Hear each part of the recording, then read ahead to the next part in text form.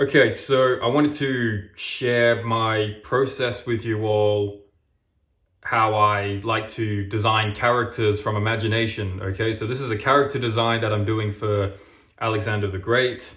You can kind of see there's that Macedonian star on the side of his helmet over there. I really like that guy, actually. I think he's an awesome historical figure. He's like this almost, mythical, larger than life character.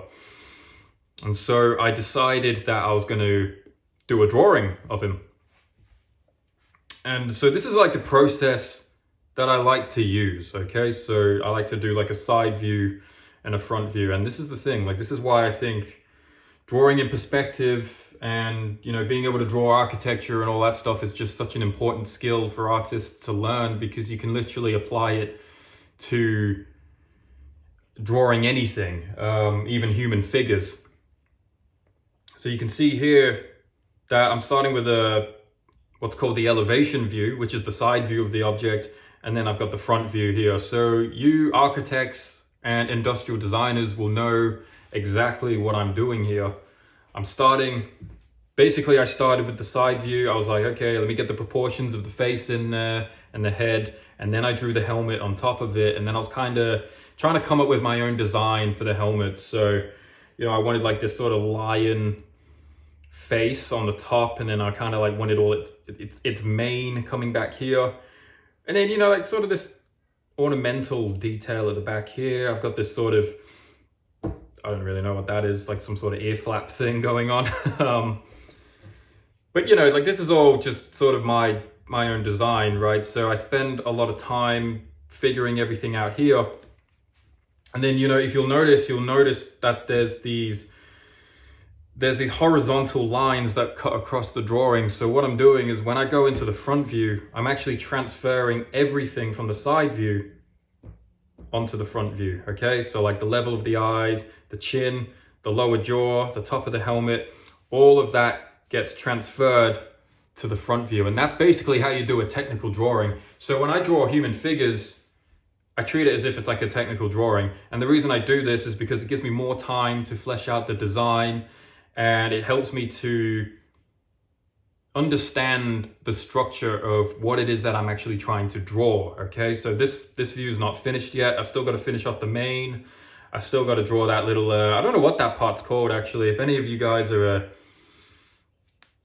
expert on ancient Greek armor, then let me know what that is, because I don't know what that's called. But anyway, it looks cool. So I've got to draw that on this view as well.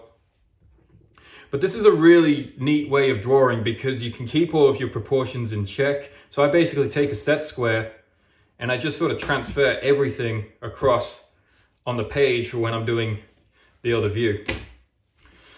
So yeah, this is kind of like what I wanted to share with you all. And if you're struggling to draw characters from your mind, maybe try and give this process a go, because I think it's going to transform the way that you draw. It is quite time consuming. It's not something that I would do all of the time, but for a design for a character that I plan on using in a future artwork or something like that, I would definitely take the time to go and do this. And it's actually a really fun way of drawing too. Like it's very challenging for sure. And it just kind of improves your ability to visualize things three-dimensionally. So I'm in the process right now of actually shading it in. So you can see I've actually just shaded in some cast shadows in here.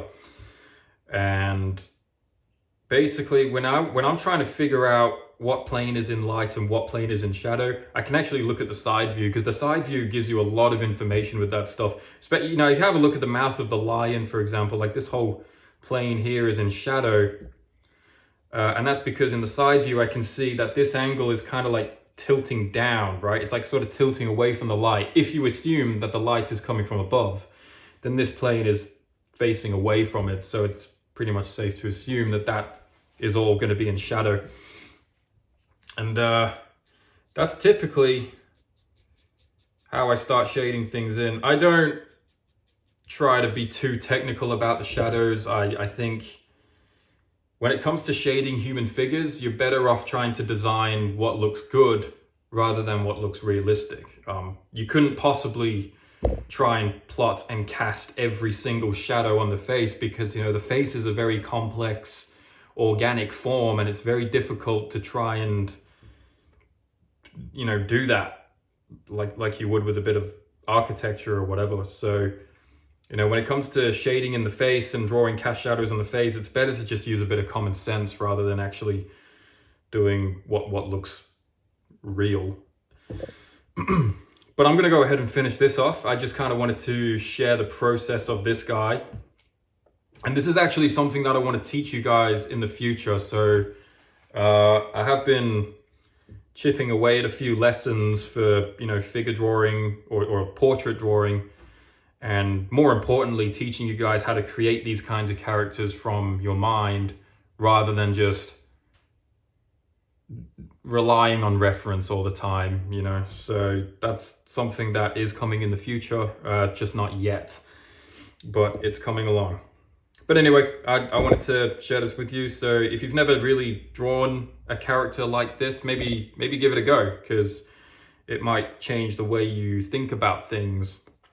And it's definitely good practice for the brain too.